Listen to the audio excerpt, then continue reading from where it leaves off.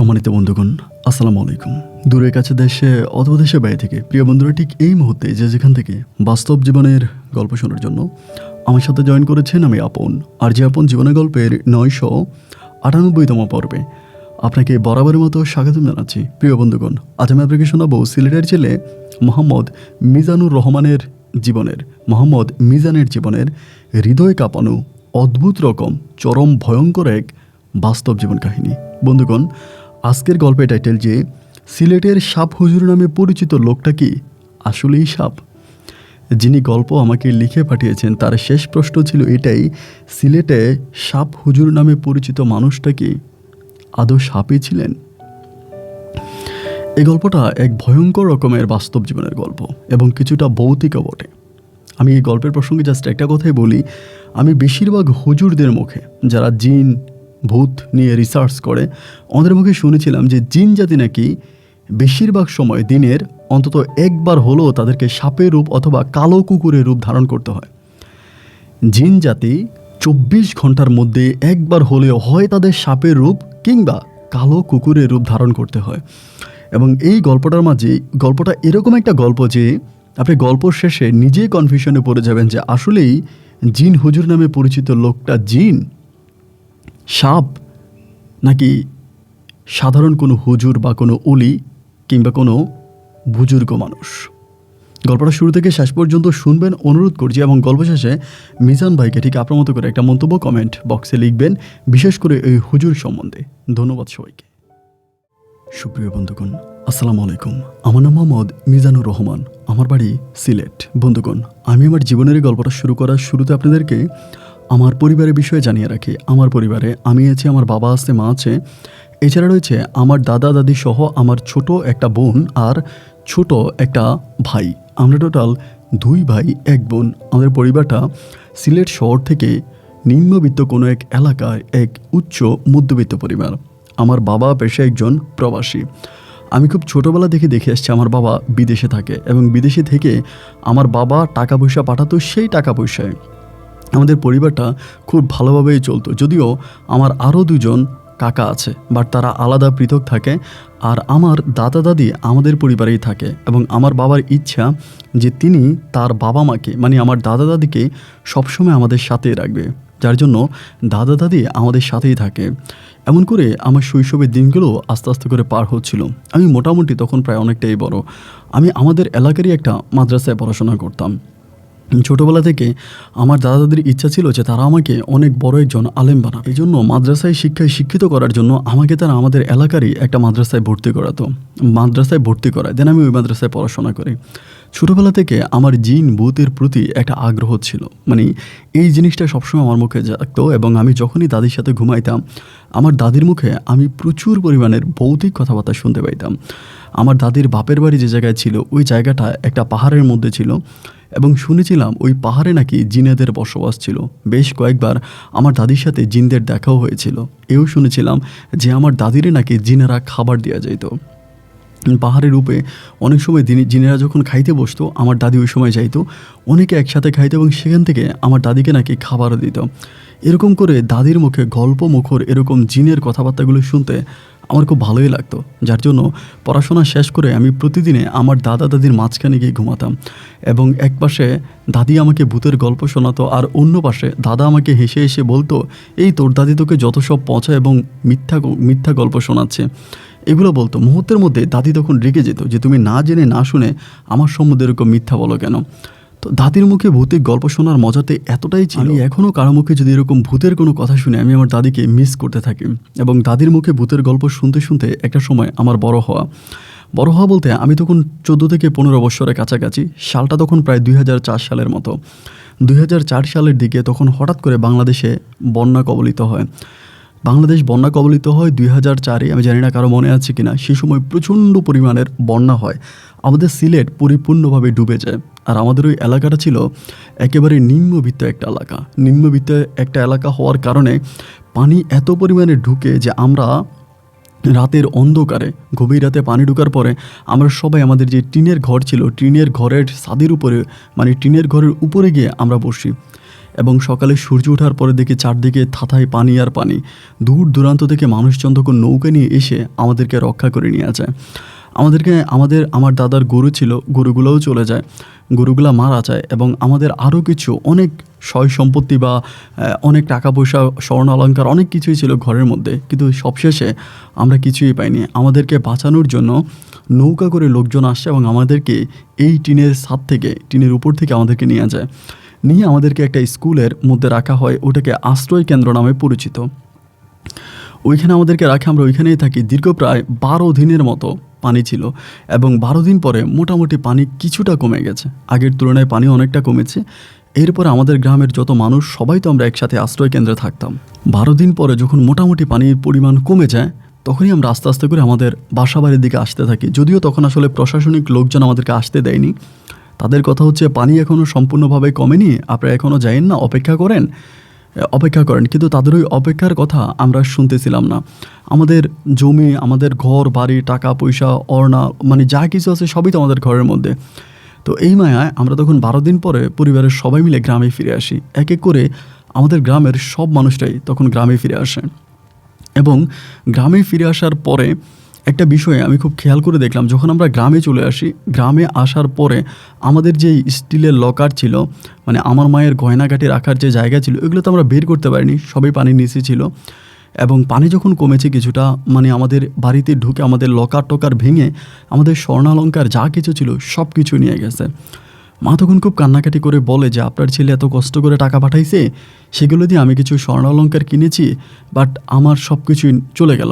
এবং আমার বাবা বিয়ের সময় আমার মাকে যে স্বর্ণ গয়নাগাটি দিয়েছিল, এগুলো ওই সময় লকারের মধ্যেই ছিল, কিন্তু লকার ভেঙে সব কিছু নিয়ে চলে গেল। যাই হোক, তারপরও তো বেঁচে আছে। আমার দাদা একটা কথাই বলে যে বৌমা, এত দুঃখ করো না, আল্লাহ তাআলার কাছে শুকরিয়া আদায় করো যে দিন শেষে আমরা বেঁচে আছি। আমরা তো মরেও যেতে পারতাম, যেভাবে পানির নিচে পড়ে আমার তিনটা গরু মরে গেল, এভাবে তো আমিও মরে যেতে পারতাম, তুমিও মরে যেতে পারতা। আল্লাহ যে আমাদেরকে বাঁচিয়ে রেখেছে, এটার জন্য মহান রাব্বুল আলামিনের কাছে শুকরিয়া আদায় করো। গরু ছাগল সবই তো গেল, আর তুমি ওই গয়নাঘাটি নিয়ে আফসোস করো না। আমার মাও তখন একটা সময় চুপ হয়ে গেল, আসলে কি আর করা, যা হবার তা তো হয়েই গেল এবং এটাকে মানতেই হবে। এরকম করে আস্তে আস্তে বন্যার পানি তখন শুকিয়ে যাচ্ছিল। একটা সময় বন্যার পানি তখন পরিপূর্ণভাবে শুকিয়ে গেল, কিন্তু বন্যার পানি শুকিয়ে যাওয়ার পরে আমাদের গ্রামে দেখা দিল এক অন্যরকম সমস্যা, এবং এমন এক সমস্যা যে হঠাৎ করে গ্রামে এক ধরনের সাপ দেখা যেতে শুরু হলো।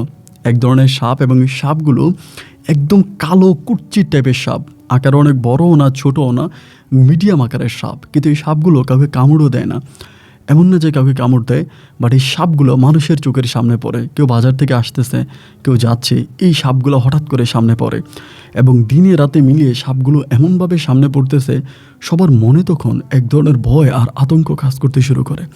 গ্রামের সবাই তখন ভয়ে ভয়ে দিন কাটাতে শুরু করে, সবার চোখে তখন বিষণ্ণতার ছোঁয়া, ভয়ের ছোঁয়া।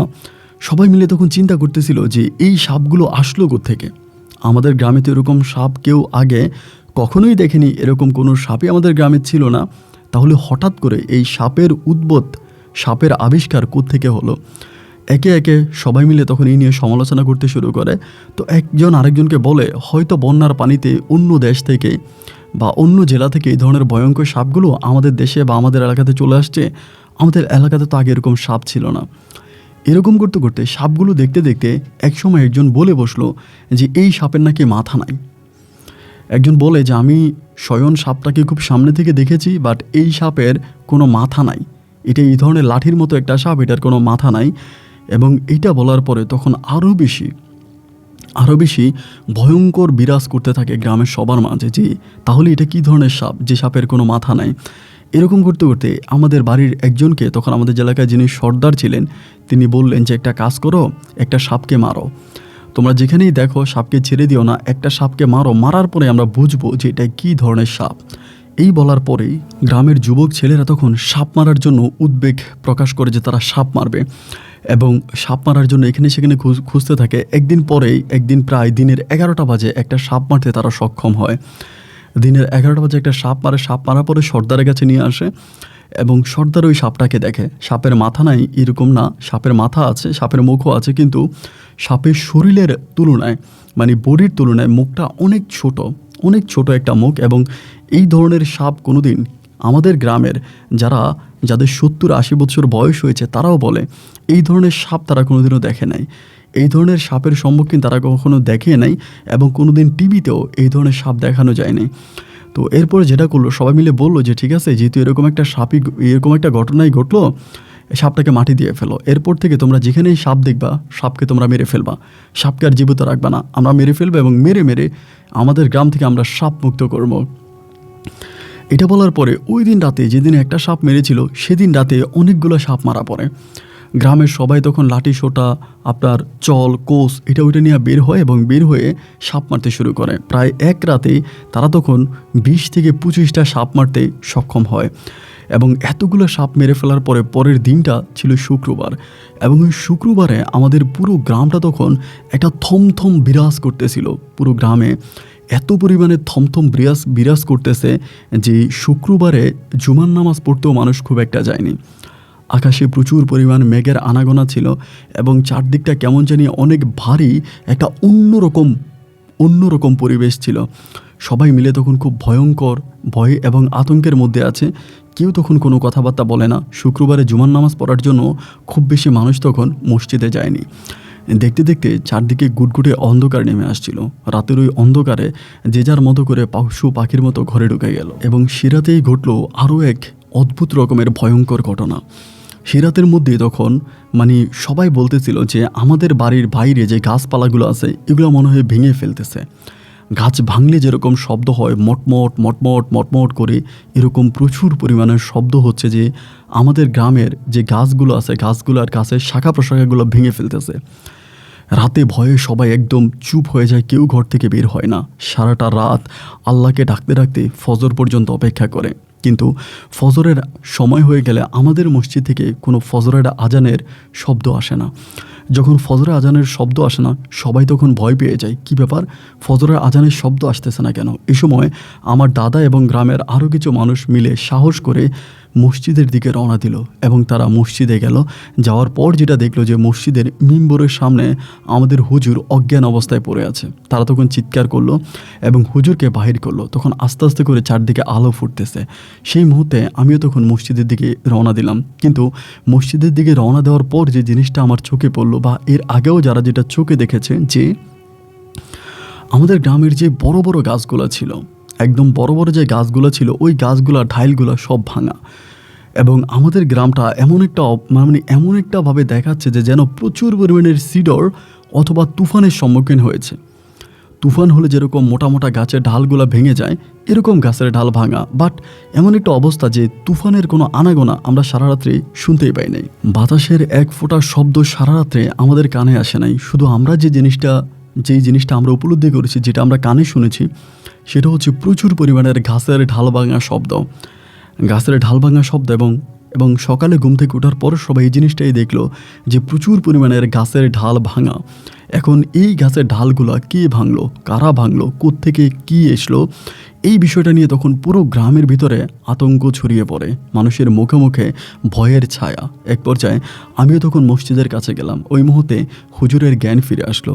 হুজুরের জ্ঞান ফিরে আসার পরে আমি যেটা দেখলাম যে আমি গিয়ে দেখতেছি যে হুজুর তার বেডিংপত্র, ওনার যেই জিনিসপত্র আছে এগুলো সব উনি ঠিক করতেছে, উনি চলে যাবে।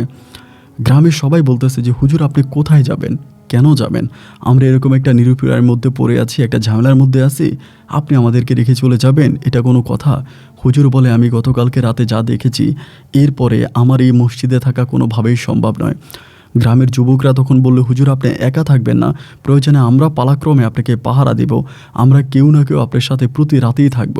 হুজুর বলে, ভাইরে, যেটা আমি মসজিদের ভিতরে দেখেছি, এটা দেখার পরে আপনাদের গ্রামের কোনো মানুষ আর আমার সাথে থাকবে না। যে আমার সাথে থাকবে সে আমার মতো হার্ট অ্যাটাক করে অজ্ঞান হয়ে মারা যাবে। আমি আপনাদের কাছে অনুরোধ করি, আমার বউ আছে, সন্তান আছে, আমাকে এই কম বয়সে মৃত্যুর ধার প্রান্তে পৌঁছায় দিয়েন না, আমাকে আপনারা যেতে দেন। গ্রামের মানুষের হাতে পায়ে ধরে হুজুর তখন আমাদের মসজিদ থেকে বিদায় নিল। হুজুর বিদায় নেওয়ার পরে গ্রামের ভিতরে তখন আরও আতঙ্ক বিরাজ করতে শুরু করে। সবাই তখন সেই ভয়ের মধ্যেই দিন কাটাতে থাকে। আল্লাহ জানে কি জানি কেউ হবে। চারদিকে গুটগুটে অন্ধকার এবং নীরবই রাতের বেলায় তারপরে যে কি হতে পারে এটা একমাত্র আল্লাহই ভালো জানে। সেই শুক্রবারে বিকেলবেলায় আমাদের গ্রাম প্রায় জনশূন্য হয়ে পড়ে। আশেপাশের গ্রামে যাদের আত্মীয় স্বজন আছে তারা বেশিরভাগই সময় তাদের ওই গ্রামে অন্য গ্রামে চলে যায়। এবং একইভাবে আমার মাও সিদ্ধান্ত নিল আমার ভাই বোনদেরকে নিয়ে এই গ্রাম ছেড়ে চলে যাবে। আমার বাবাও বিদেশ থেকে মাকে বলল যে এখান থেকে চলে যাও। আমার দাদা তখন বলল, বৌমা আমরা সবাই যদি এই গ্রামটা ছেড়ে চলে যাই তাহলে কি করে হবে? এই গ্রামেই তো আমাদের জন্ম হয়েছে। আর আরেকটা কথা হচ্ছে, আমরা তো কেউ সাপ মারি নাই, আমিও সাপ মারি নাই, আমার ঘরের কেউই সাপ মারে নাই, তাহলে আমরা কেন সাপের ভয়ে গ্রাম থেকে পালিয়ে যাব? তোমার কাছে একটা অনুরোধ, তুমি যেও না। আমার নাই নাতকুরদের নিয়ে রাতের বেলায় তুমি এই ঘরের মধ্যেই থাকো, তুমি যেও না। আমি আল্লাহকে সাক্ষী করে বলি আমাদের কিছুই হবে না, কারণ আল্লাহ তাআলা সবসময় দয়াবান। এই কথা বলে আমার মাকে তখন আমার দাদা জোর করে ঘরের ভিতরে রাখলো। যদিও আমার মা খুব ভয় নিয়েই ঘরে ঢুকলো। সারাটা রাত কেটে গেল। আমি এক পাশে, আমার ছোট ভাই এক পাশে, আমার ছোট বোন এক পাশে, ইভেন আমার দাদা দাদি মিলে আমরা তখন এক ঘরের মধ্যেই সারাটা রাত কাটিয়ে দিলাম। সকালে সূর্য উঠে গেল। আমার দাদা তখন ঘর থেকে বের হলো। বের হয়ে দেখলো চারদিকে শুনশান নীরবতা, কোনো সমস্যা নাই, কিন্তু সাপের একটা আনাগোনা থেকেই গেছে। ওই দিন রাতেও মোটামুটি অনেকগুলো গাছের ডালপালা ভেঙেছে এবং প্রতি রাতেই মরমর মরমর মরমরের শব্দ গ্রামবাসী শুনতে পাচ্ছে। ভয়ে পুরো গ্রামবাসী একাকার। এরকম করে গ্রামের 3 ভাগের 2 ভাগ মানুষ গ্রাম ছাড়া হয়ে গেছে। 1 ভাগ মানুষ যদিও গ্রামে আছে, তারাও সন্ধ্যা হওয়ার সাথে সাথে ঘরের দরজায় খিটকি মেরে ঘরের ভিতর বসে থাকে। বাইরে থেকে কেউ মরে গেলেও তারা দরজা খোলে না, ঘরের মধ্যেই থাকে। এভাবে প্রায় 10 থেকে 12 দিন কেটে গেল। আস্তে আস্তে করে গ্রাম থেকে মানুষ বের হতে থাকে। একদিন জোহরের সময় আমি আর আমার দাদা মিলে, আমাদের গ্রামের আরও 2-1 মুরব্বীরা মিলে আমরা তখন জোহরের নামাজ পড়ার জন্য যাই। দিনটা ছিল মঙ্গলবার দুপুরবেলা জুমার নামাজ, আপনার উক্তীয় নামাজ, জোহরের নামাজ পড়ার জন্য মসজিদে যাই। কিন্তু আমরা তখন মুসল্লি ছিলাম প্রায় 6 জনের মতো। আমি, আমার দাদা সহ আরও 4 জন। 6 জন মিলে যখন নামাজ পড়ার জন্য মসজিদে ঢুকি, খেয়াল করে দেখলাম যে মধ্য বয়স্কর থেকেও আরেকটু বেশি একটা লোক, পায়জামা পাঞ্জাবি পরা, গালের মধ্যে দাড়ি, কালো কালো দাড়ি, মাথায় টুপি পরা, খুবই অদ্ভুত রকমের একজন লোক আমাদের সাথে নামাজ পড়ার জন্য মসজিদে আসছে। লোকটাকে দেখার পরে, যেহেতু বাইরের গ্রামের লোক কিন্তু আমাদের গ্রামে আসে না, কারণ আমাদের গ্রামটা একটা চর এলাকা, মানে চর গ্রাম, এবং ওই গ্রামের চারপাশে খুব বেশি ঘরবাড়ি নাই। তো হঠাৎই অদ্ভুত চেহারার হুজুর কোত্থেকে আসলো, এই ভয়টাই তখন সবার মাঝে কাজ করতেছে। সবাই তখন খুব ভয়ের মধ্যে পড়ে গেল যে কী ব্যাপার, এই হুজুর আসলো কোথা থেকে। এই নিয়ে কল্পনা করতেছে। নামাজের সময় হয়ে গেছে, জোহরের নামাজের। তখন কেউ আসলে নামাজ পড়ার জন্য মিম্বরের সামনে গিয়ে দাঁড়াচ্ছে না, মানে ইমামতি করার জন্য যাচ্ছে না। এইভাবে অনেকক্ষণ দাঁড়ানোর পরে আমার দাদা তখন হুজুরটার দিকে তাকালো। তখন তিনি নিচের দিকে তাকিয়ে তাকিয়ে দোয়া পড়তেছে, আঙুলের করে করে দোয়া পড়তেছে। আমার দাদা ওনার দিকে তাকিয়ে বলল যে, মাওলানা সাহেব, আপনি যেহেতু এখানে, আপনাকেই সবচেয়ে বেশি সুন্দর লাগে, আপনি ইমামতির দায়িত্ব পালন করেন, আপনি ইমামতি করেন। তিনি তখন বলল যে, না, একটু নাকে বাজিয়ে কথা বলে লোকটা, একটু অন্যরকমভাবে কথা বলে যে, না, আপনাদের মসজিদ, আপনারাই মসজিদের মুসল্লি, আপনারাই নামাজ পড়ান। সেখানে আরেকজন মুরব্বী বলে উঠলেন, না, আপনি আমাদের গ্রামের অতিথি, আমাদের মেহমান, আপনি ইমামতি করেন, মেহমানের সম্মান আমরা রাখতে চাই। এই বলার পরে এই লোকটা তখন মসজিদের মিম্বরে গিয়ে দাঁড়ালো, মানে মিম্বরের পাশে আপনার করার জন্য, নামাজ পড়ানোর জন্য ইমামের জায়গায় গিয়ে দাঁড়ালো এবং তিনি নামাজ পড়াতে শুরু করলো। তার ওই যে সূরা কেরাতগুলো তিনি পড়তেছে নামাজের মাঝে, এগুলো অনেক সুন্দর। জোহরের নামাজে যদিও আপনার শব্দ করে সূরা কেরাত পড়ে না, কিন্তু তিনি সবার কাছ থেকে অনুমতি নিয়েছে, তিনি সূরা কেরাত পড়া ছাড়া তিনি নামাজ পড়ান না। সবাই বলল যে ঠিক আছে আপনি পড়েন। তা তিনি সূরা পড়ল এবং খুবই সহিভাবে, সুন্দরভাবে তিনি সূরা পড়ল এবং পড়িয়ে তিনি তখন নামাজ আদায় করলেন। নামাজ আদায় করার পরে সবাই ওনার দিকে একটু অদ্ভুত নজরে তাকিয়ে আছে যে কী ব্যাপার, এরকম লোক, এবং দোয়াও পড়তেছে খুবই সুন্দর। দোয়া দরুদ পড়া শেষ, তিনি তখন মসজিদ থেকে বেরিয়ে যাওয়ার সময় আমার দাদা সহ আরও কয়েকজন মিলে তাকে দাঁড় করালো যে, হুজুর আপনি দাঁড়ান, আপনি আমাদের মসজিদে আসছেন, আমাদেরকে আলহামদুলিল্লাহ সহি শুদ্ধভাবে 2 রাকাত আপনি 4 রাকাত জোহরের নামাজ আমাদেরকে পড়াইছেন, কিন্তু আমরা তো আপনাকে চিনতে পারলাম না, আপনি কি আমাদের গ্রামের কোনো আত্মীয়, কোনো বাড়িতে আসছেন? তিনি তখন কিছুই বলে না, শুধু চুপচাপ দাঁড়িয়ে আছে। আমার দাদা আবারও প্রশ্ন করে যে, হুজুর আপনি একটু বলবেন যে আপনি কোত্থেকে আসছেন, কি আপনার পরিচয়? তখন বলে, আমিও পেশায় একজন ইমাম, মসজিদের ইমামতি করি, তবে আপনাদের গ্রাম থেকে বেশ অনেক দূরের একটা গ্রামে আমি ইমামতি করি। তো সেখান থেকে আমি কোনো না কোনোভাবে শুনতে পেলাম যে আপনাদের এই গ্রামে নাকি এরকম একটা সমস্যা দেখা দিয়েছে। ভয়ঙ্কর আকারের কিছু সাপ আপনারা দেখেছেন এবং এই সাপগুলোকে হত্যা করার পরে এই সাপগুলোকে আপনারা বড় বড় আকারে দেখতে পাচ্ছেন এবং প্রতি রাতে আপনাদের গ্রামের বিভিন্ন ধরনের গাছের ঢাল ফালা এগুলো ভেঙে দিচ্ছে। এই ধরনের সমস্যার কথাবার্তাগুলো শুনলাম। শোনার পরে আমার মনে ইচ্ছা জাগলো যে আমি আপনাদের গ্রামটা একটু ঘুরে আসব। এই জন্য আমি আপনাদের গ্রামে আসলাম, গ্রামটা ঘুরলাম এবং জোহরের আজান দিয়ে দিল, যার জন্য আমি জোহরের নামাজটা এখানে আদায় করলাম। আমার দাদা তখন বলল, আমাদের এলাকাতে তো কোনো মাওলানা নাই, কোনো হুজুর নাই, আমরা খুবই ভয়ে ভীতির মধ্যে দিন কাটাচ্ছি। প্রতিটা রাত আমাদের কাছে মনে হয় কিয়ামতের মতো কাটতেছে। সন্ধ্যা হয়ে গেলে ঘরে ঘরে ভয়ের আতঙ্ক ঢুকতে থাকে, কবে প্রহর হবে, কবে সূর্য উঠবে, কবে আমরা এই ভয়ের ঘোর থেকে বের হব। তো আমরা তো খুব ভয়ে আছি হুজুর, আপনি যদি কিছু না মনে করেন, আপনি কি আমাদের গ্রামে 7 দিনের জন্য বা 10 দিনের জন্য একজন মেহমান হবেন, থাকবেন আপনি আমাদের গ্রামে? একথা বলার পরে তিনি বলল যে দেখেন, আমিও তো একটা মসজিদে ইমামতি করি, তো ঠিক আছে আপনারা যদি আমাকে এরকম করেই বলেন, আমি আপনাদের মসজিদে থাকবো কয়েকদিন, দেখি আমি আমার দ্বারাই আপনাদের কোনো উপকার হয় কিনা। এই কথা বলার পরে সম্পূর্ণ ঠিকানাবিহীন না জানা একটা লোককে আমরা তখন আমাদের মসজিদে ইমামতের দায়িত্ব দিই এবং তিনি তখন আমাদের মসজিদে ইমামতের দায়িত্ব পালন করে, নামাজ পড়ায়। অদ্ভুত বিষয় হচ্ছে উনি যেদিন আমাদের মসজিদে আসে ওই মঙ্গলবার থেকে আমাদের ওই গ্রামে আর কোনোভাবে কোনো ঢাল ভাঙার শব্দ আমরা কেউ শুনতে পাচ্ছি না। পুরো গ্রামটায় যেন উনি ওনার চাদরের, ওনার মন্ত্রের ভালোবাসায় বা ওনার ভালোবাসায় পুরো গ্রামটাকে উনি ঠিক করে ফেলে। এক একদিন এক একটা বাড়িতে যাইতো, ওই বাড়িতে উনি তাবিজ পুঁতে দিত, বিভিন্ন ধরনের গাছের চামড়া তাবিজ এটা ওইটা পুঁতে দিয়ে প্রতিটা বাড়ি উনি আস্তে আস্তে করে বন্ধ করতে শুরু করে। দীর্ঘ 18 দিন তিনি আমাদের মসজিদে ইমামতি করে। 18 দিন পরে আমাদের গ্রামটাকে তিনি এমনভাবে বেঁধে দেয় যে আমাদের গ্রামে রাতের বেলায় ভয় নামের জিনিসটাই কেটে যায়, কারো মনে আর কোনো ভয় থাকে না এবং সবাই তখন আলহামদুলিল্লাহ এসব থেকে বের হয়ে যায়। গ্রামের প্রতিটা মানুষের মুখে মুখে তিনি তখন একজন ফির ঔলিয়া কিংবা জিন হুজুর নামে পরিচিত হয়ে যায়। সবাই বলে তিনি আমাদের সাপ হুজুর নামে পরিচিত হয়ে যায়। আমাদের গ্রাম থেকে তিনি সাপকে উধাও করেছেন, গ্রামটাকে সাপ মুক্ত করেছেন। এই জন্য সবাই তাকে আদর, স্নেহ আর ভালোবাসা দিয়ে সাপ হুজুর বলে ডাকতে শুরু করে এবং তিনি আমাদের এলাকায় সাপ হুজুরে পরিচিত হয়। এই সমস্যার সমাধান হয়ে যাওয়ার পরে বিভিন্ন গ্রাম থেকে চলে যাওয়া, মানে আমাদের গ্রাম থেকে চলে যাওয়া মানুষরা আবারও গ্রামে ফিরে আসতেছে। গ্রামটা আবারও জনবহুল হয়ে গেল, আবারও লোকালয় হয়ে গেল। সবাই মিলে তখন খুব সুন্দরভাবে বসবাস করতেছি। হুজুর তখন বলে বসলো যে দেখেন, আমি তো আপনাদের মসজিদে আসছি, নামাজও পড়িয়েছি, প্রায় 1 মাসের মতো আপনাদের সাথে থেকেছি, আমি এখন চলে যাই। কিন্তু গ্রামের মানুষ তখন হুজুরকে এমনভাবে ধরলো যে না হুজুর, আপনি আমাদের এত বড় একটা বিপদ থেকে বাঁচিয়েছেন, আপনার কারণে আমরা এই গ্রামে বেঁচে আছি, আপনি আসেন বলে আমরা আছি, সুতরাং আমাদের নিঃশ্বাস থাকতে আপনি আমাদের গ্রাম থেকে যেতে পারবেন না। যদি আপনার যেতে হয় তবে আমাদের গ্রামের সব মানুষকে হত্যা করে আপনি গ্রাম থেকে যেতে হবে, তা না হলে আপনি যেতে পারবেন না। হুজুর বলে, আপনারা আমাকে কোন বাঁধনে বাঁধতেছেন? আমি তো আসছিলাম সামান্য অতিথি হয়ে, 1 দিনের অতিথিকে আপনারা 15 দিনের অতিথি বানালেন, 15 দিনের অতিথিকে আপনারা 1 মাসের অতিথি বানিয়ে দিলেন, আর ওই 1 মাসের মেহমানকেই আপনারা সারা জীবন রাখার জন্য চেষ্টা করতেছেন। এটা কেমন কথা বলেন তো?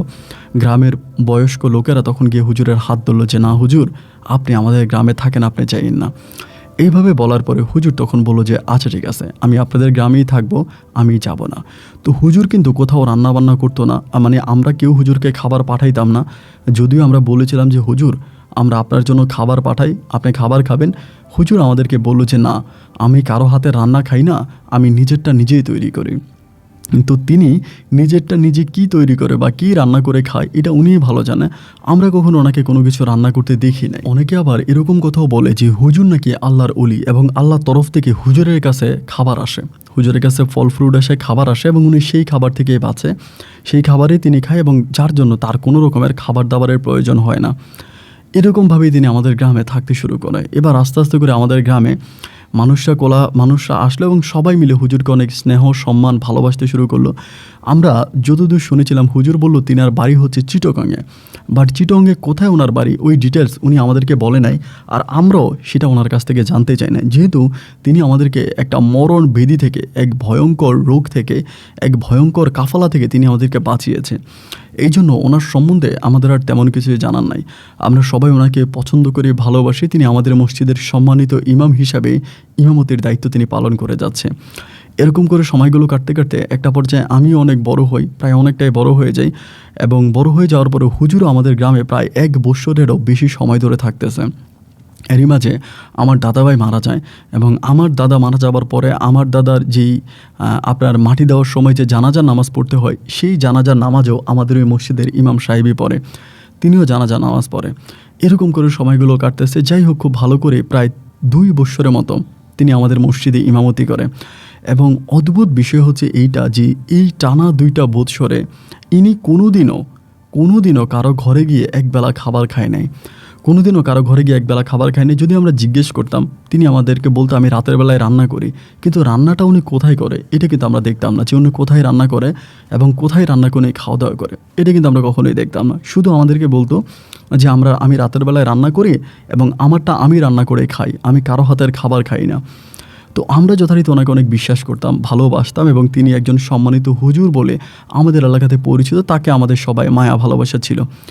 এইভাবে 2 বছর 2.5 বছর থাকার পরে হঠাৎ করে একটা ব্যতিক্রমধর্মী সমস্যা আমাদের গ্রামে দেখা দিল।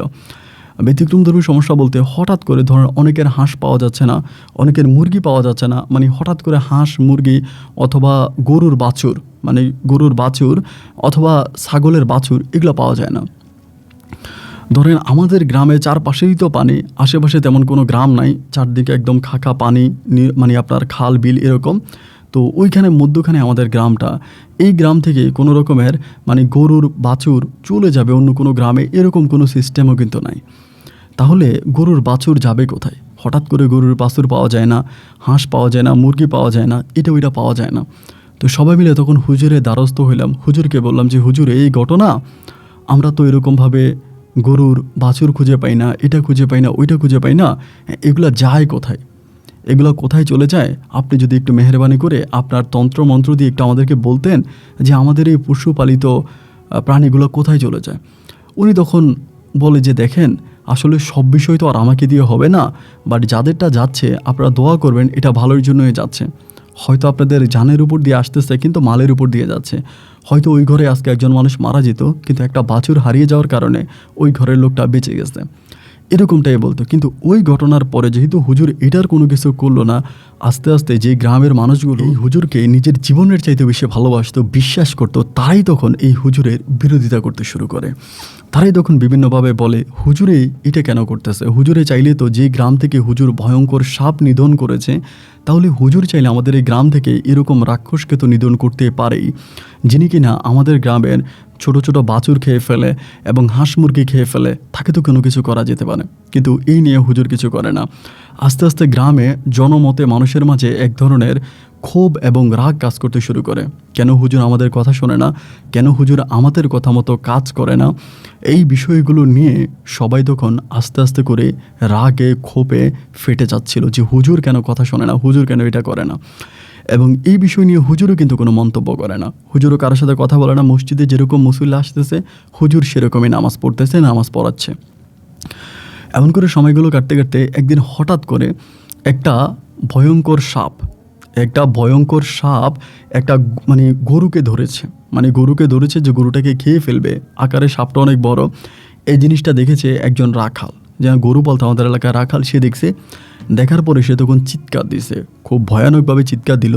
এবং চিৎকার দেওয়ার পরে চারপাশে থেকে মানুষরা তখন দৌড়ে আসলো, এবং সাপটা তখন আর কোনো দিকে যেতে পারলো না। এই সাপটাকে তখন পিটাইতে শুরু করলো, এবং 2-1টা বাড়ি দেওয়ার পরে মনে হলো যেন সাপটা আস্তে আস্তে করে বড় হয়ে যাচ্ছে, এমন একটা অবস্থা। যখন দেখলো সাপটা আস্তে আস্তে করে বড় হয়ে যাচ্ছিল, সবাই তখন ভয়ে পিছনের দিকে চলে গেল। সাপটা তখন দৌড়িয়ে বনের ভিতর ঢুকে গেল, এবং সাপটা যখন বনের ভিতরে ঢুকে গেল, সবাই তখন এই বনের ভিতরে সাপটাকে খুঁজতে শুরু করলো। কিন্তু গ্রামের সব মানুষগুলো একাকার হয়ে গেল, সাপটাকে আর খুঁজে পেল না। একটা সময় ছোট্ট ওই বনে তখন আগুন লাগিয়ে দেওয়া হলো। যদি এই ভয়ানক সাপটা ভিতরে থাকে তো আগুনে পুড়ে যাবে, এটা মনে করে আগুন লাগিয়ে দিল। এবং সেদিনে আমাদের মসজিদের হুজুর মারাত্মকভাবে অসুস্থ হয়ে গেল, খুবভাবে অসুস্থ হয়ে গেল, এতভাবে অসুস্থ হয়ে গেল যেটা বলার মতো না। হঠাৎ করে তিনি আর মসজিদের দরজা জানালা খোলে না, মসজিদের যে দরজা জানালা উনি এগুলো খোলে না, সব কিছু বন্ধ করে খিটকি মেরে উনি ঘরের মানে মসজিদের ভিতরে সবাই তখন যাচ্ছে, হুজুর দরজা খোলেন, জানালা খোলেন। তিনি দরজা জানালা কোনো কিছুই খোলেন না। টানা 3 দিনের মতো উনি এই ঘরের ভিতরে ছিল এবং এই দরজাটা চাইলেই কিন্তু ভাঙা সম্ভব, মসজিদের দরজাটা। কিন্তু মানুষ এত শক্তি প্রয়োগ করেও মসজিদের ওই দরজাটাকে ভাঙতে পারলো না। মনে হলো ভিতর থেকে কোনোভাবে লোহার কোনো কিছু দিয়ে দরজাটা বাধাই করা। এজন্য কাঠের ওই দরজাটাকে সবাই চেষ্টা করেও ভাঙতে পারলো না। 3 দিন পরে আল্লাহর হুকুমে দরজা অটোমেটিক্যালি খুলে গেল এবং দরজা যখন খুলে গেল সবাই তখন মসজিদের ভিতরে ঢুকে দেখে যে হুজুরের অবস্থা অত্যন্ত খারাপ। হুজুরের নাক মুখে রক্ত বেরিয়ে আসছে এবং তিনি চরমভাবে অসুস্থ হয়ে আছেন। সবাই তখন হুজুরকে ওখান থেকে বের করলো, বের করে হুজুরকে গোসল করালো, ঠিকঠাক করলো এবং মসজিদের ভিতরে ঢুকে মসজিদের বিভিন্ন কর্নারে তখন সাপের যেই আপনার আমরা সাপের চামড়া বলি, স্কেন বলি, সাপের এরকম স্কেন, এই খোলস যেটাকে বলে গ্রামের ভাষায়, এরকম খোলস পড়ে আছে মসজিদের বিভিন্ন কর্নারে। এদিকে ওইদিকে সাপের একদম মোটা মোটা আকারের খোলস পড়ে আছে। এই জিনিসগুলো দেখার পরে সবার মনে তখন ভয় ঢুকে গেল যে ঘটনা কি, আসলেই এই হুজুরকে, এই সাপ হুজুরকে আসলেই সাপ নাকি তিনি হুজুর? এই প্রশ্নটাই তখন প্রতিটা মানুষের মনে মনে জাগতে শুরু হলো। সবাই তখন ভয় পেয়ে গেল এবং ভয় পাওয়ার পরিপ্রেক্ষিতে যেহেতু 2 বৎসরেরও বেশি সময় ধরে হুজুর আমাদের সাথে আছে, তাহলে হুজুরকে তো ভয় পাবার তেমন কোনো কারণে নেই। গ্রামের সবাই তখন হুজুরের সেবা যত্ন করতে থাকে। হুজুর তখন সবার সেবা পেয়ে আস্তে আস্তে করে সুস্থ হয় এবং সুস্থ হওয়ার পরে সবাই হুজুরকে নিয়ে সবার মনে তখন প্রশ্ন জাগতে থাকে যে আদৌ এই হুজুরকে, এই প্রশ্নটা প্রতিটা মানুষের মনে মনে গাঁথা হয়ে যায়। এবার সবাই হুজুরকে প্রশ্ন করতে থাকে যে আপনি কে, আপনি কোত্থেকে এসেছেন, আপনার ঠিকানা কি? যেই প্রশ্নগুলো দীর্ঘ 2.5 বছরে আমাদের গ্রামের কোনো মানুষই করেনি। সেই মুহূর্তে হুজুরকে প্রশ্ন করতে থাকে আপনার ঠিকানা কি, আপনি কোত্থেকে আসছেন, আপনার ডিটেলস ঠিকানা দেন। হুজুর তখন তার ঠিকানা দেয় না। গ্রামের মানুষ বা মসজিদ কমিটির লোকেরা সিদ্ধান্ত নিল হুজুর যদি তার গ্রামের ঠিকানা বলে সেই ঠিকানা অনুযায়ী আমরা লোক পাঠাবো। আমরা লোক পাঠিয়ে দেখব যে আদৌ হুজুরের আসলেই ঠিকানা আছে কিনা বা হুজুর ওই এলাকার মানুষ কিনা, এইটা জানার জন্য আমরা লোক পাঠাবো। এরকম সিদ্ধান্ত এই গ্রামের সবাই মিলে নিল। কিন্তু হুজুর কোনোভাবে তার গ্রামের ঠিকানা দেবে না। তিনি শুধু এটুকুনি বলে যে আমার বাড়ি চিটাগংয়ে। কিন্তু চিটাগং কোথায়, কোন জায়গায়, কোন থানায় বা কোন গ্রামে, কোন জেলাতে, আপনার কোন ইউনিয়নে, এগুলি কিন্তু উনি কোনো কিছুই বলে না।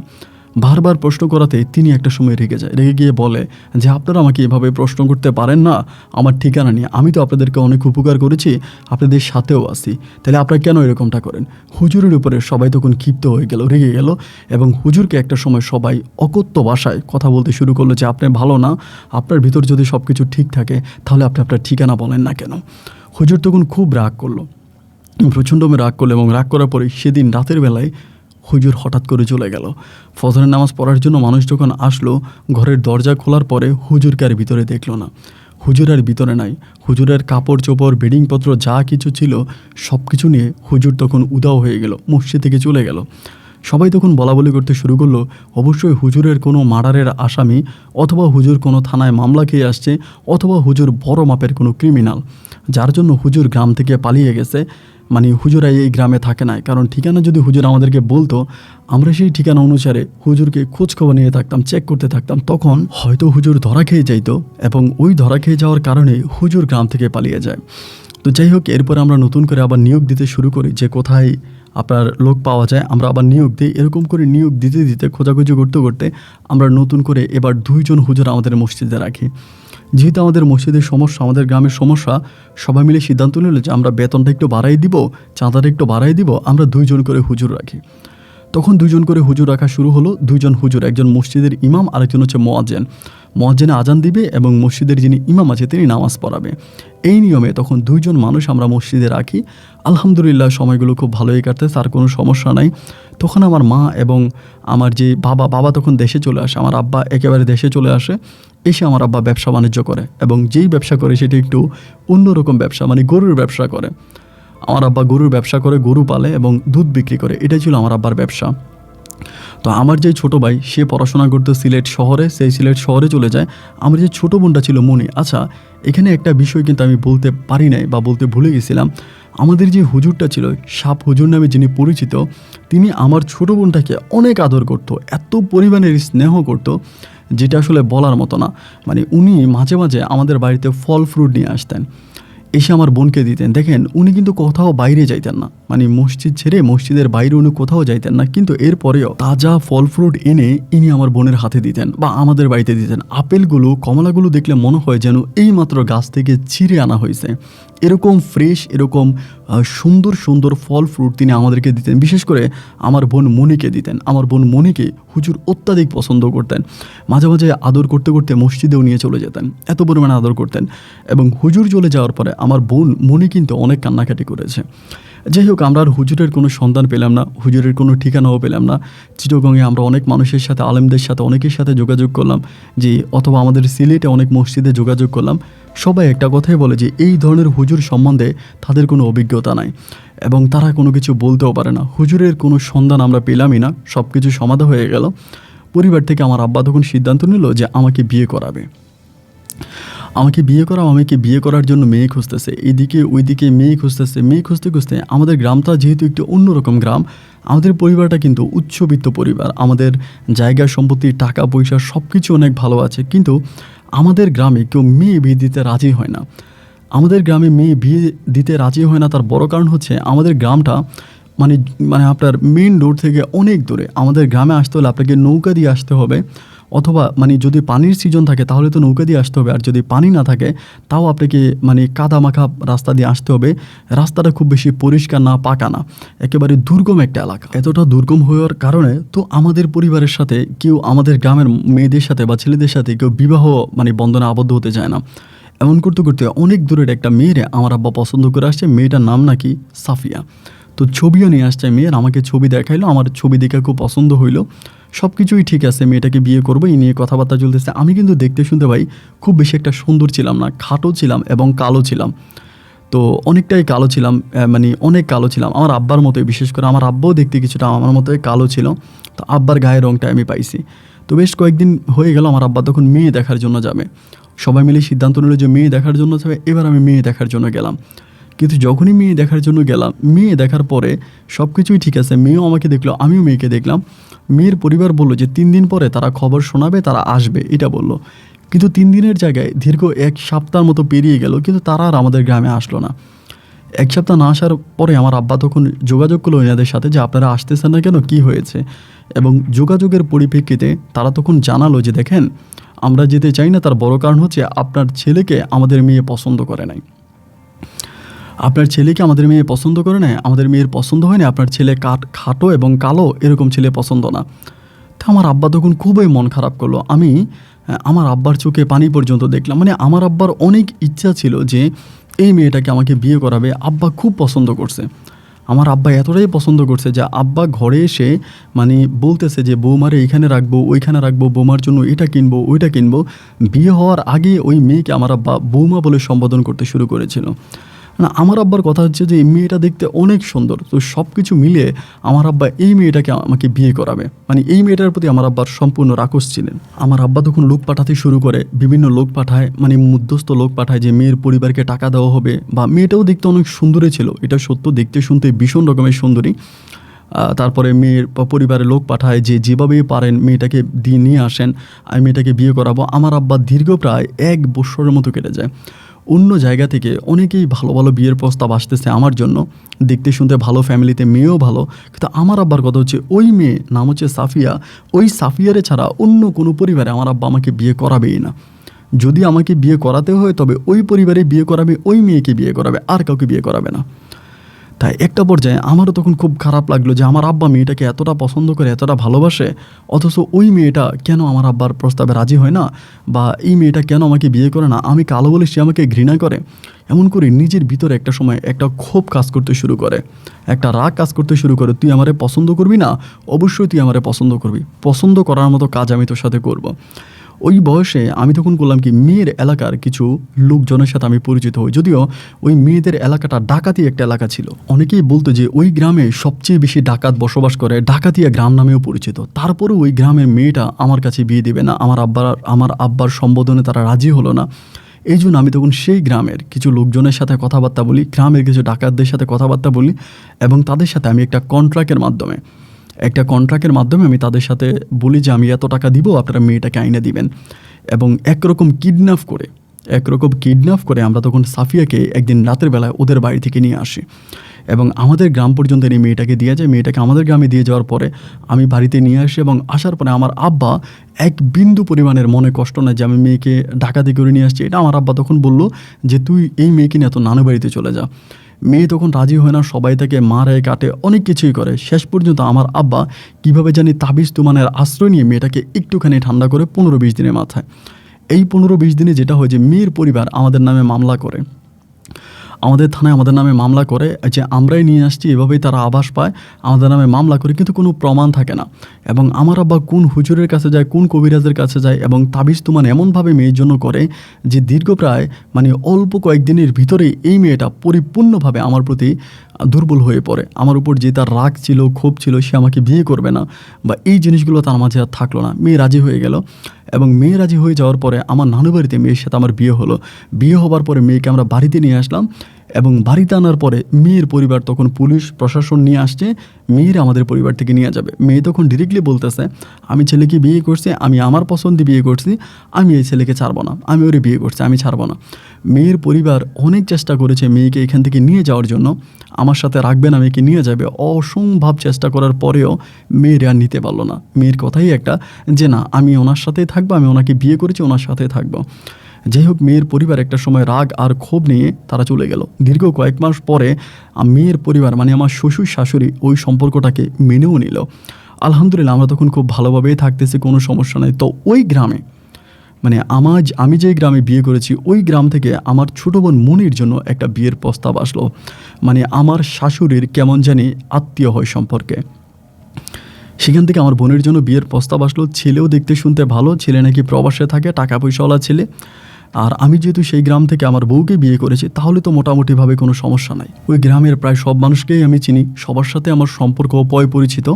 আমিও তখন সিদ্ধান্ত নিলাম যে ঠিক আছে, আমার বোনকে ওই গ্রামে বিয়ে দেবো। শুধুমাত্র একমাত্র আমার মা একটু মন মারতেছিল। আমার মা বলে যে ওই গ্রামের সাথে আমাদের এরকম একটা ঝামেলা হয়ে গেল, ওই গ্রামের মেয়েটার তুই উঠাই না বিয়ে করলে জোর করে, এবং তারা তো হয়তো আমাদের উপরে একটা আক্রোশ নিতে পারে, আমাদের উপর তাদের একটা ক্ষোভ থাকতে পারে, রাগ থাকতে পারে, সেই রাগের সূত্র ধরে হয়তো আমার মেয়ের কোনো ক্ষতি করতে পারে। আমার আব্বা বললো জানে না, এরকম ক্ষতি করবে কেন, অনেক বছর আগেই তো আমাদের সব কিছু মিটে গেছে, এখন তো আমরা সবাই আত্মীয় স্বজনের মতো, সবাই সবার সাথে অনেক ক্লোজ, অনেক পরিচিত, এখন আর এরকম কিছু হবে না, তুমি এই নিয়ে কোনো চিন্তা করো না। আমার আম্মাকে এভাবে বুঝালো এবং একটা পর্যায়ে আমার আম্মা তখন আমার বোনকে আমার শ্বশুরবাড়ির এলাকাতে বিয়ে দিল, আমার শাশুড়ির কোনো এক আত্মীয়ের কাছে। যাই হোক, বিয়ে শাদী সম্পূর্ণ হলো এবং হওয়ার পরে আমিও সুখে আছি। এমন করতে করতে আমার ঘরে আমার একটা পুত্র সন্তান হলো, আমার একটা ছেলে হলো। আমার ছেলেটা হওয়ার কিছুদিন পরে আমার বোন তখন বাচ্চা কনসেপ্ট করলো, বেবি কনসেপ্ট করলো। আমার বোনের পেটে বাচ্চা আসলো। আসার পরে এই বাচ্চাটা হঠাৎ করে বাচ্চাটা পেটে থাকা অবস্থায় প্রসব হওয়ার কিছুদিন আগেই বাচ্চাটা পেটের মধ্যে মারা যায়। ডাক্তারের মাধ্যমে জানা যায় যে বাচ্চাটা মারা যায় এবং মারা যাওয়ার পরে ওই বাচ্চাটাকে তখন পেট থেকে মৃত বাচ্চাটাকে সিজারের মাধ্যমে বের করা হয়। এবং এই বাচ্চাটা বের হওয়ার পরে আমার বোন কেমন জানি একটু অন্যরকম হয়ে যায়, খুব বেশি একটা কথা বলে না, বেশিরভাগ সময় গম্ভীর হয়ে থাকে, কান্নাকাটি করে। অনেকেই মনে করে যেহেতু ওর পেটের বাচ্চাটা নষ্ট হয়ে গেছে, এই জন্য মনে হয় তার মনটা খারাপ, এজন্য হয়তো সে একা একা থাকে, কারোর সাথে কথা বলে না। কিন্তু দিন যত সামনের দিকে যাচ্ছে, আমার বোনের ভিতরে কেমন জানি একটা পাগলামির প্রলোভনা বেড়ে যাচ্ছে। এরকম যে ও কথায় কথায় হাসে, কারোর সামনে খুব বেশি যায় না, কথায় কথায় হাসে এবং দেখে মনে হলো যে সে গোপনে গোপনে কারোর সাথে কথা বলে। ধরেন একলা কোনো ঘরে আছে, দরজা জানালা বন্ধ, ঘরের ভিতর থেকে সে মনে হয় কথা বলতেছে, বাইরে থেকে কারোর সাথে কথা বলার শব্দ আমরা শুনতে পাই। সবাই তখন মনে করে যে আমার বোনের ভিতরে জিন বা ভূতের একটা আসর হয়েছে, সম্ভবত তাকে জিনে বা ভূতের আচর করেছে, এই জন্যই সে এরকমটা করতেছে। আমার আব্বা তখন কবিরাজের চিকিৎসা নিতে থাকে, বিভিন্ন বড় বড় কবিরাজদের কাছে যায় এবং তাদেরকে আনে, আমার বোনকে দেখে, আমার বোনের এটা ওইটা করে, কিন্তু কোনোভাবে আমার বোনের কোনো চিকিৎসা হচ্ছে না। এবং এভাবে দীর্ঘ 1 বছরের মতো কেটে যায়। আমার বোন 1 বছরের মধ্যে সম্পূর্ণভাবে পাগলের মতো হয়ে যায় এবং এরকম একটা অবস্থা হয় যে ও নিজের গায়ে নিজে কোনো কাপড় রাখে না, রাতের বেলায় ঘর থেকে বেরিয়ে যায়, বলে আমাকে ডাকতেছে, আমি ঘুরে আসি, এই বলে ঘর থেকে বেরিয়ে যায়। এবং রাতের বেলা ওরে দেখা যায় গাছের ঢালে বসে আছে, এখানে বসে আছে, ওইখানে বসে আছে, এমন একটা অবস্থার মধ্যে পড়ে গেল যে কোনোভাবেই তাকে আর ঠিক করা সম্ভব হয় না। এবং অনেক পরে আমার বাবা তখন ইন্ডিয়া থেকে একজন কবিরাজের শরণাপন্ন হয়। ওই কবিরাজের সাথে সেই সময় 3 লাখ টাকা কন্ট্রাক্ট হয়। আমার বোনের যে সমস্যা আছে আমার বোনের ওই সমস্যা সম্পূর্ণভাবে সমাধান করে দেবে, তাকে 3 লাখ টাকা দিতে হবে। এবং তিনি বলে আমার বোনকে নাকি ব্ল্যাক ম্যাজিক বা কালো জাদু করে আমার বোনের ভিতরে এমন একটা বদ জিনকে ঢুকিয়ে দেওয়া হয়েছে, এই বদ বা খারাপ জিনটাকে খুব সহজে আমার বোনের ভিতর থেকে বের করা সম্ভব না। এই জন্য উনি 3 লক্ষ টাকা দাবি করে। আমার আব্বা 3 লক্ষ টাকা দেওয়ার জন্য রাজি হয় এবং রাজি হওয়ার পরিপ্রেক্ষিতে তিনি তখন তিনার লোকজন নিয়ে আমার বোনের বাড়িতে যায় এবং দীর্ঘ প্রায় 3 দিন পর্যন্ত তিনি সেখানে থাকে এবং থাকার পরে তিনি তিনার তন্ত্র মন্ত্রয় অনেক কিছু করে আমার বোনকে তিনি সুস্থ করে। তবে আমার বোনকে সুস্থ করার জন্য তিনি সবচেয়ে যেই কাজটা বেশি করে সেটা হচ্ছে আমার বোনের গায়ে বারবার পানি ঢালতে থাকে। তিনার বোতলে কিছু পানি ছিল, ওই পানিগুলো বারবার আমার বোনের গায়ে ঢালে এবং বিশেষ করে ওই পানিগুলো ঢালতে ঢালতে 3 দিনের মাঝে আমার বোনকে মনে হয় পানির মধ্যে ডুবাইয়ে রাখে।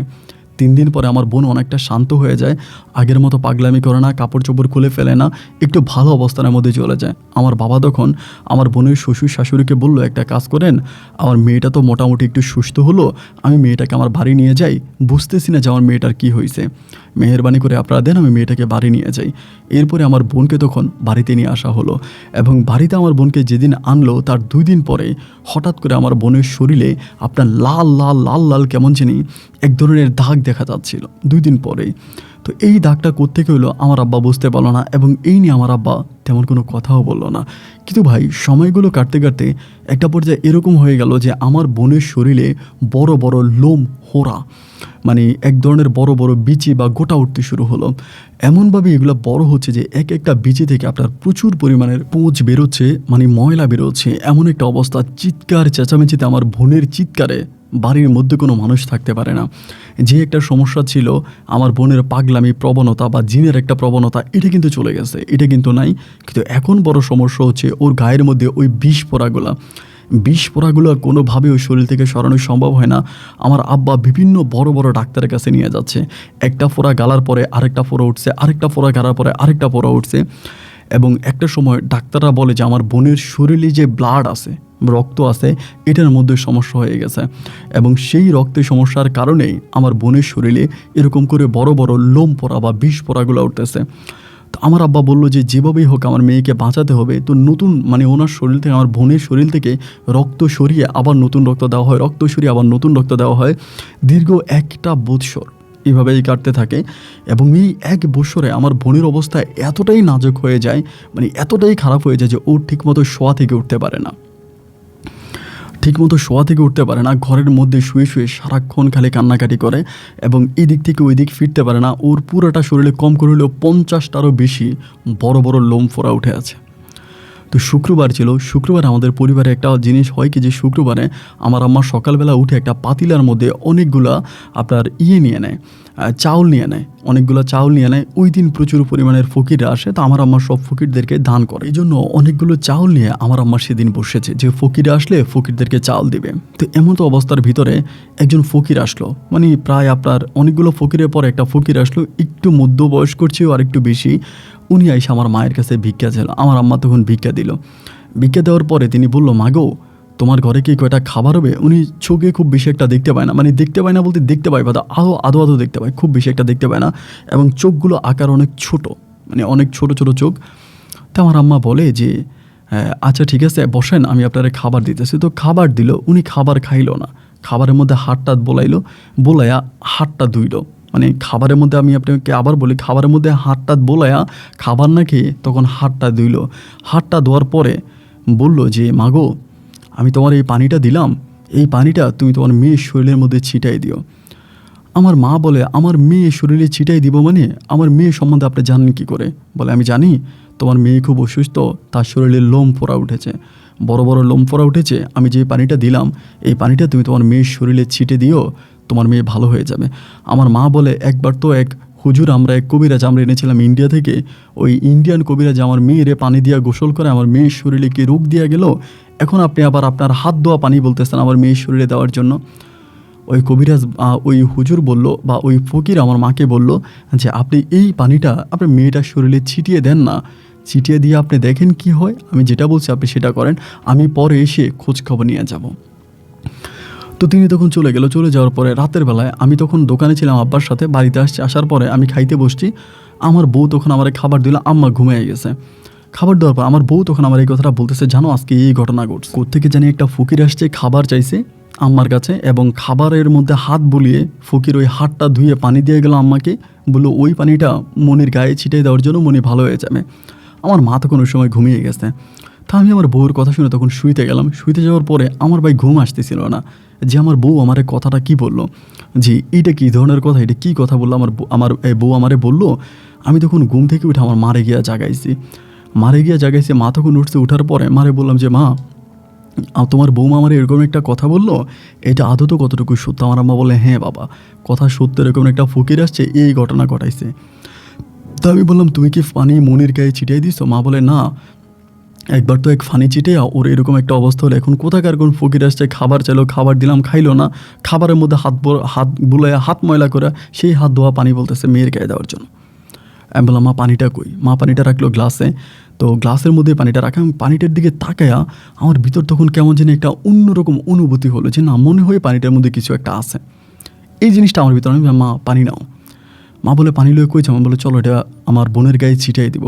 মা আমার বলে, তুই এগুলো কি বলিস, যে ওর গায়ে পানি ছিটাই দিব? এখন দিব না, দিনে দিব, যদি দিতেই হয় তাহলে দিনে পানি দিব সবার সামনে, বা দিনে, মানে না, দিনে না, এখনই দিব, তুমি নাও।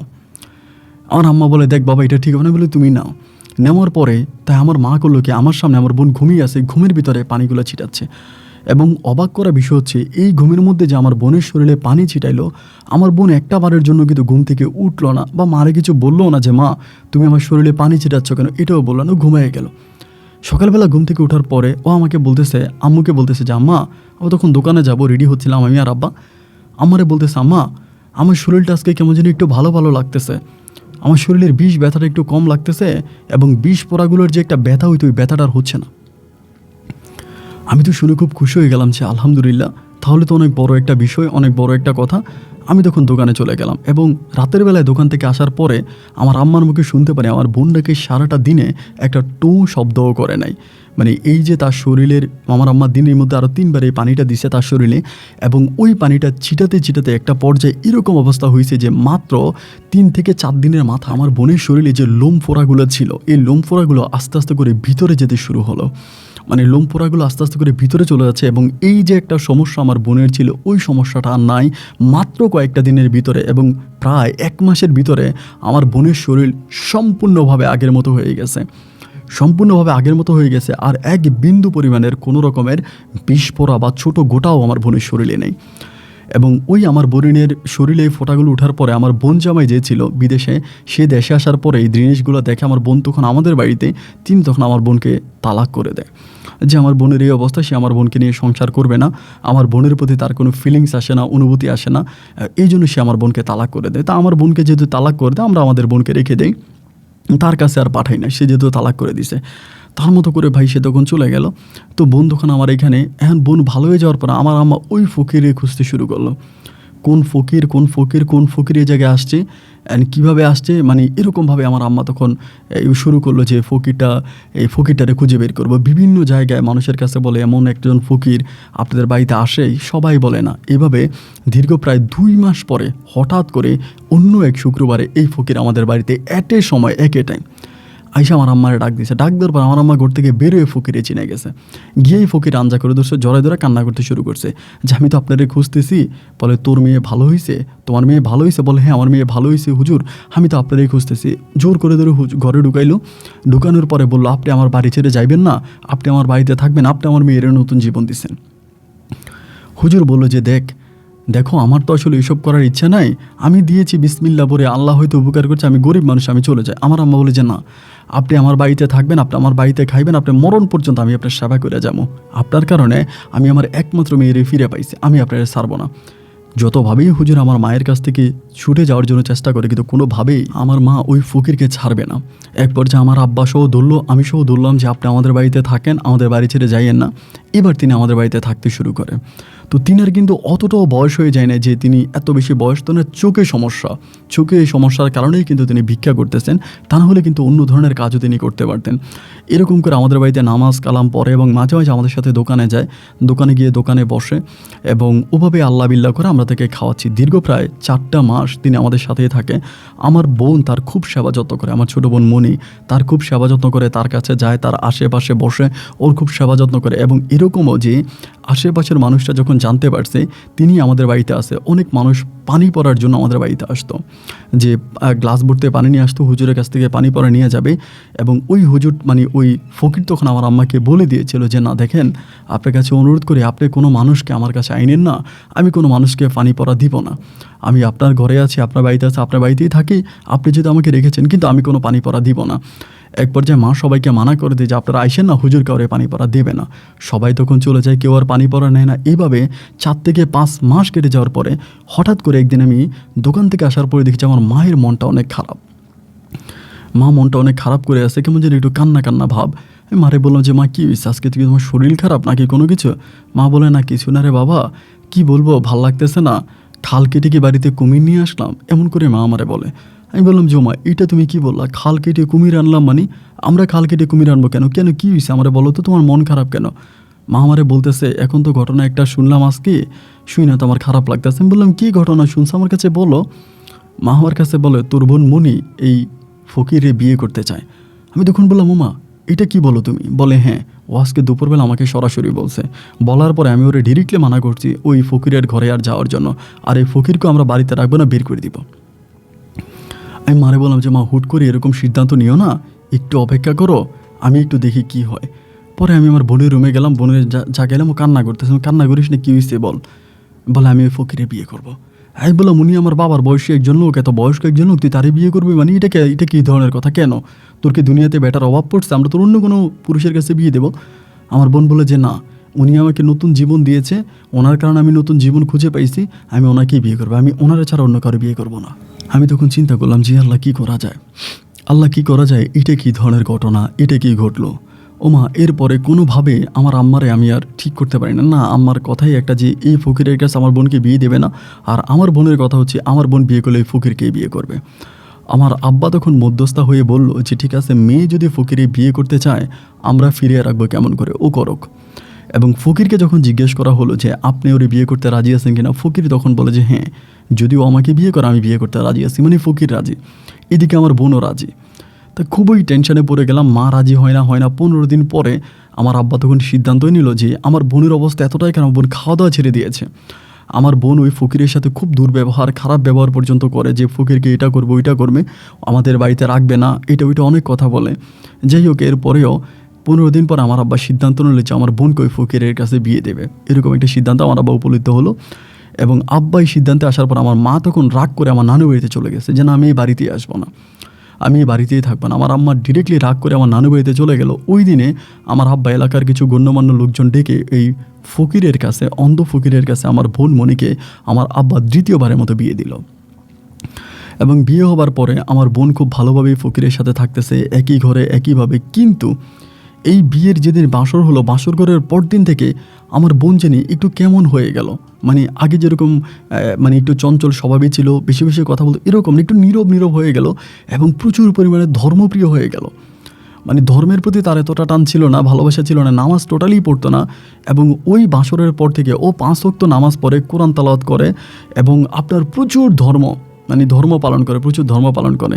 এভাবে মাসখানেক কাটার পরে আমার মাকে আমরা সবাই মিলে নিয়ে আসলাম যে মা তুমি চলে আসো, তুমি রাগ করে থাকো না, আমার বোন কিন্তু খুব ভালো হয়ে গেছে, অনেকটা ভালো হয়েছে, তুমি চলে আসো। এইভাবে মাকে বুঝিয়ে আমরা তখন মাকে বাড়িতে নিয়ে আসলাম। মাকে যখন বাড়িতে নিয়ে আসলাম, মাকে বাড়িতে আনার পরে আমার মা আর তেমন কোনো পাগলামি করে না বা কিছু করে না, বিয়ে হয়েছে, ঘরের মধ্যে আমার বোন থাকতেছে। কিন্তু এই জিনিসটা আমি দেখি নাই। কয়েকদিন পরে আমার মা হঠাৎ করে আমাকে বলতেছে তোর বোনের গলাটা একটু দেখিস তো, এটা আমাকে বলে। তা গলাটা দেখার পরে আমি আমার বোনের গলা খুব খেয়াল করে দেখলাম যে গলার মধ্যে আপনার ছোট বাচ্চার যখন 2টা দাঁত ওঠে, ছোট বাচ্চার 2টা দাঁত উঠলে ওই বাচ্চারা কামড় দিলে যেরকম 2টা দাঁতের কামড় লেগে থাকে না গলার মধ্যে, গলার বিভিন্ন জায়গায় বা গালে এই ধরনের দাগগুলো দেখা যাচ্ছে। এই ধরনের দাগগুলো দেখা যাচ্ছে যে ছোটো ছোটো ছোটো ছোটো দুইটা দুইটা দাগ এরকম আমার বোনের গলায় দেখা যায়। এটা দেখা যাওয়ার পরে আমি তখন বললাম যে কিরে বোন, তোর গলার মধ্যে এই দাগগুলো কিসের, এই দাগগুলো তোর গলাতে আসলো কোত্থেকে? এই কথা বলার পরে আমার বোন তখন বলে, না ভাই এগুলো কিছুই না, এগুলো ঠিক হয়ে যাবে, এগুলো কোনো বিষয় না, এগুলো ঠিক হয়ে যাবে, এমনিতেই মনে হয় আঙুলের কোনো চাপ লাগছে। এবার এইভাবে আমি আমার বোনের বিভিন্ন শরীরের ভিতরে এই ধরনের দাগটা দেখতে পাই, এই ধরনের দাগটা দেখতে পাই। এবং আমার বোন খাবার খাওয়ার সময় সাপের মতো করে জিহ্বা বাউলায়, এরকম কিন্তু ও কখনোই করতো না। এবং ওই যে অন্ধ হুজুরে যে আমাদের মানে ওই অন্ধ লোকটা আমার বোন জামাই যে খাবার খায়, তিনি কিন্তু কখনোই কারোর সামনে খাবার খায় না। উনি সবসময় খাবার খাবে ঘরের মধ্যে নিয়ে, বলবে খাবার দিয়ে যান, ঘরে যায়, ঘরে গিয়ে খাবার খায়। তিনি কখনোই খাবার খান এবং খাবার খাবে খুবই কম। আর আমার বোন যখন আমাদের সাথে খাবার খাইতে বসে, ও তখন জিহ্বা বাইর করে। তাই আমি ওরা বলি, তুই এরকম জিহ্বা বাইর করিস কেন, এরকম জিহ্বা বাইর করে খাবার খাস কেন? আমার বোনগুলো জেনে আস্তে আস্তে কেমন পরিবর্তন হয়ে যাচ্ছিল একটু, মানে সাপের কিছু স্বভাব আমার বোনের ভিতরে তখন আসতে শুরু হয়। আমার মা তখন হঠাৎ করে এক কবিরাজের শরণাপন্ন হয় আমাদের এলাকা থেকে বেশ দূরে। এবং শরণাপন্ন হওয়ার পর ওই কবিরাজ বলে, আমাদের এলাকাতে আমাদের বাড়িতে একটা সাপ বসবাস করে, ভয়ঙ্কর আকারের একটা সাপ। এইখান থেকে আসার পরে আমার মা গোপনে কবিরাজের কাছে গিয়েছে। আমার মা কিন্তু কারো কাছে বলে যায় নাই। বাড়িতে আসার পর আমার বোন ডিরেক্টলি বলতেছে যে, মা তুমি কবিরাজের কাছে গেছো কেন? আমার মা বলে, তুই জানলি কেমন করে? বলে, আমি জানছি তুমি কবিরাজের কাছে গেছো, কেন গেছো?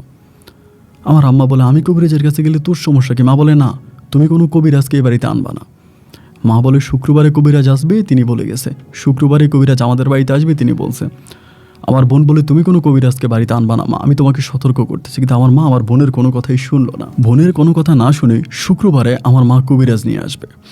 শুক্রবারে মা কবিরাজ নিয়ে আসবে এবং কবিরাজ আনার জন্য মা সম্পূর্ণভাবে প্রস্তুতি নিয়ে নিছে। এবং বৃহস্পতিবারে বিকেলবেলা আমার মা এবং ওই হুজুর মানে আমার বোন জামাই, তিনিও বলতেছে যে আপনি কোনো কবিরাজ আইনেন না, কবিরাজরা ভালো হয় না, হয়তো কোনো একটা ক্ষতি হবে। এই কথা বলার পরে আমার মা তখন কী করলো, মানে বৃহস্পতিবার রাতের বেলায় চলে গেছে কবিরাজের বাড়িতে, যে সকালবেলা ভোরে ভোরে কবিরাজ নিয়ে আসবে।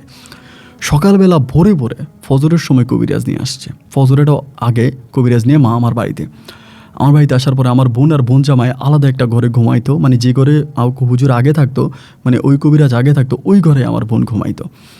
তো আমার বোন ওই ঘরে ঘুমাইতো। তো এখানে আসার পরে কবিরাজ যিনি আসছে, তিনি এসে বলতেছে, তিনি অনেক বড় একজন কবিরাজ, তিনি বলতেছে আমার মাকে, তোমার বাড়িতে তো কোনো কিছু আমি দেখতে পাচ্ছি না, বাড়িতে তো কিছু নেই। মা বলে, আসতে আপনি অপেক্ষা করেন। এরকম করে সকাল হয়ে গেল, সূর্য উঠে গেল, কিন্তু আমার বোন আর ঘর থেকে বেরোয় না। আমার আম্মা বলল, কী ব্যাপারে ঘর থেকে বেরোচ্ছে না কেন, এই ঘর থেকে কেন বেরোয় না, এত বেলা হয়ে গেল। আমার আম্মা তখন দরজা ধাক্কাচ্ছে, দরজাও খোলে না ভিতর থেকে। মা তখন চিৎকার দিয়ে উঠলো, আমি আর বাবা তখন বেরোইলাম। বেরোয়ার পরে মা বলে, মনি তো দরজা খোলে না, মনির জামাইও দরজা খোলে না। ধাক্কাইতে শুরু করলাম, একটা পর্যায়ে আমরা দরজা ভেঙে ফেললাম। আমি বলে রাখি, এটা একটা কাঠের দরজা, ভিতর থেকে দরজাটা লাগানো। বেরোয়ার পরে আমরা দেখলাম আমার বোনের কাপড় চোপড় সব কিছু আছে, আমার বোন জামাইয়ের কাপড় চোপড় আছে এবং তাদের যে পায়ের জুতা এগুলো ওকে আছে, কিন্তু তারা দুজন নাই, ঘরের ভিতরে নাই। অনেক খোঁজাখুঁজি করলাম, আমার বোনের এখানে পাইলাম না এবং বোন জামাইও নাই। মুহূর্তের মধ্যে কবিরাজকে ডাকলো। কবিরাজ ভিতরে এসে বলতেছে যে এখানে তো একটা কাল সাপ বসবাস করতো, একটা ভয়ঙ্কর আকারের সাপ এখানে বসবাস করতো, জিন সাপ এখানে বসবাস করতো। কি বলেন আপনি, এখানে আপনার মেয়ের জামাই থাকতো?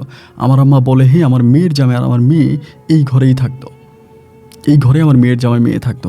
হঠাৎ করে বোনকে না পেয়ে আমার মা তখন পাগল হয়ে যায়, সাথে সাথে থানাতে যায় এবং একটা নিখোঁজ ডায়েরি করে, যে মেয়েকে পাওয়া যাচ্ছে না, একটা ডায়েরি করে। এবং বিভিন্ন জায়গায় আমার বোনের ছবি এবং বোন জামাইয়ের ছবি আমরা বিভিন্ন জায়গায় দিতে থাকি, অনেক জায়গায় দিয়েছি। কোথাও আমার বোন এবং বোন জামাইয়ের কোনো সন্তান পাওয়া যায়নি। এবং একদিন দুই দিন নয়, দীর্ঘ আজকে প্রায় হিসাব করতে গেলে 20 থেকে 20 বৎসরেরও বেশি সময় হয়ে গেল। আজকে প্রায় 12 থেকে 13 বৎসরেরও বেশি সময় হয়ে গেল আমার বোন এবং বোন জামাইয়ের কোনো সন্তান পাওয়া গেল না। তারা কোথায় গেল, কোন জায়গায় গেল, এই 12-14 বছরে আমরা তাদের কোনো সঠিক সন্ধান পেলাম না। আমার মা বাংলাদেশের এমন কোনো কবিরাজ যায় নাই এবং ইন্ডিয়াতে কবিরাজদের কাছে গেছে। এবং আমার মা আপনার কোন মাধ্যমে শুনেছে যে নেপালে নাকি একজন বৌদ্ধ কবিরাজ আছে, সেই নেপাল পর্যন্ত ওই কবিরাজের কাছেও গেছে। কিন্তু সবাই একটা কথাই বলে, আমার বোন যে জায়গায় গেছে ওইখান থেকে আমার বোনকে আর ফিরিয়ে আনা সম্ভব না, আমার বোন আর ফিরে আসবে না। এখনও মা মাঝে মাঝে আমার বোনকে স্বপ্নে দেখায় এবং আমার বোন আমার মাকে স্বপ্নে দেখায়, বলে, আমি তোমার মেয়ের জামাইয়ের সাথে ভালো আছি, তুমি আমাকে নিয়ে টেনশন করো না, আমি তোমার জামাইয়ের সাথে ভালো আছি, তুমি আমাকে খুঁজো না, আমার জন্য খারাপ লাগো না, আমি অনেক ভালো আছি এবং মৃত্যুর পর আমি তোমাকে জান্নাতে নিয়ে যেতে পারবো, আমি এমন কাজ করতেছি। এইরকমভাবে আমার বোন আমার মাকে বলে। এখনও আমি আপনাকে যেদিন গল্পটা লিখি তার 2 দিন আগেও আমার বোন আমার মায়ের সাথে স্বপ্নে এসে কথা বলে গেছে, কিন্তু আমাদের কাছে কখনোই আসে না, আমরা কখনোই স্বপ্নে দেখি না। আজ এতগুলো বছর হয়ে গেল, বোনের কোনো সন্ধান পেলাম না, বোন জামারও কোনো সন্ধান পেলাম না। এই জিনিসগুলো আলোচনা করতে করতে গ্রামের মানুষ কেউ কেউ বলে এই হচ্ছে এই ফকিরটা সেই হুজুর যিনি আমাদের গ্রামে সাপ হুজুর নামে পরিচিত ছিল। সাপ হুজুর আমাদের গ্রাম থেকে বিদায় হয়ে যাওয়ার পরে অন্য কোনো রূপে আমার বোনকে ভালোবেসে এই হুজুর, সাপ হুজুরে আমাদের গ্রামে ফকিরের বেশে, অন্ধ ফকিরের বেশে আমাদের গ্রামে আসে।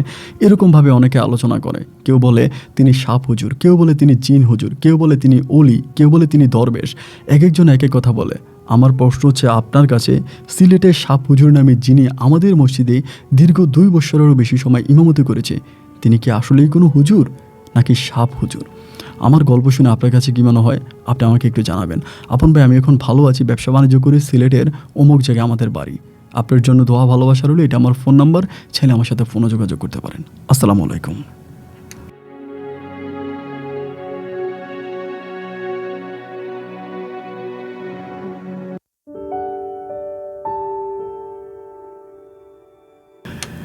প্রিয় বন্ধুগণ, সবাইকে অনেক বেশি ধন্যবাদ এতক্ষণ পর্যন্ত সিলেটের ভাই মিজানের জীবনের গল্প জুড়ে আমার সাথে থাকার জন্য। বন্ধুরা, গল্পটা রেকর্ড করতে আমারও প্রচণ্ড ভয় লেগেছে এবং সিরিয়াসলি আসলে খুবই ভয়েরই একটা বিষয়। গল্পটা 2000 সালের দিকের একটা গল্প এবং 2010 সাল পর্যন্ত গল্পটা স্টে করে এবং এরপরেই যতটুকু উনি আমাকে শিওর বলতে পারতেছেন যে কত সালের দিকে তার বোন এবং বোন জামাই হঠাৎ করে নাই, এটা আমিও তাকে ওভাবে জিজ্ঞেস করে নাই, সে আমাকে বলে নাই। যতটুকু তার গল্পের মাঝে পেলাম যে প্রায় আজকে থেকে 12 থেকে 14 বছরও হয়ে গেছে তার বোন এবং বোন জামাইয়ের কোনো সন্ধান পাওয়া গেল না। 2টা মানুষ এভাবে উধাও হয়ে গেল, প্রশাসন থেকেও তাদের কোনো সন্ধান খুঁজে বের করতে পারলো না এবং একইভাবে এই নিখোঁজ মানুষগুলার কোনো ঠিকানা কোনো কবিরাজ বা ভূত বা যাই বলেন কেউ দিতে পারলো না। কবিরাজরা একটা কথাই বলতেছিল বারবার তার মাকে যে এমন এক জায়গায় আপনার মেয়ে চলে গেছে, সেখান থেকে আপনার মেয়েকে ফিরে আনা সম্ভব না। এবং এই মেয়েও তার মাকে স্বপ্নে দেখাচ্ছে যে মা, আমি ভালো আছি, তোমার জামাইয়ের সাথে আমাকে নিয়ে তুমি টেনশন করো না। তো অলৌকিক ঘটনা একমাত্র আল্লাহই ভালো জানে। তবে এইটা সত্য যে পৃথিবীতে জিন আছে, আমরা যারা মুসলিম তারা আমরা বিশ্বাস করি, কারণ কোরআনে জিনের কথা উল্লেখ আছে। জিন আর ইনসানের বিচার হবে মৃত্যুর পরে এবং বিশাল আকারের একটা জিন চূড়াই কিন্তু কোরআনে আছে। তো সেই জায়গা থেকে আমরা জিনকে বিশ্বাস করি এবং এটাও মানি যে জিন বেশিরভাগ সময় সাপের রূপ ধারণ করতে পছন্দ করে এবং জিনেরা বিভিন্ন রূপে এসে মানুষের সাহায্য সহযোগিতাও করে, মানুষকে ভালোবাসে, ইভেন কাউকে ভালোবাসলে ভালোবেসে তাকে নিয়েও যায়। এরকম অনেক ঘটনা আমি পেয়েছি এবং আজকের এই ঘটনাও ব্যতিক্রম কোনো ঘটনা নয়, সেটার মতো একটা ঘটনা। তো যাই হোক, আমি আপনাদেরকে অনুরোধ করেছি যে গল্পটা শেষ পর্যন্ত শুনে আমাদের সিলেটের ভাই মিজানকে এই প্রশ্নের উত্তরটা দিবেন যে সিলেটের সাপ হুজুর নামে পরিচিত লোকটা কি আসলেই সাপ ছিল?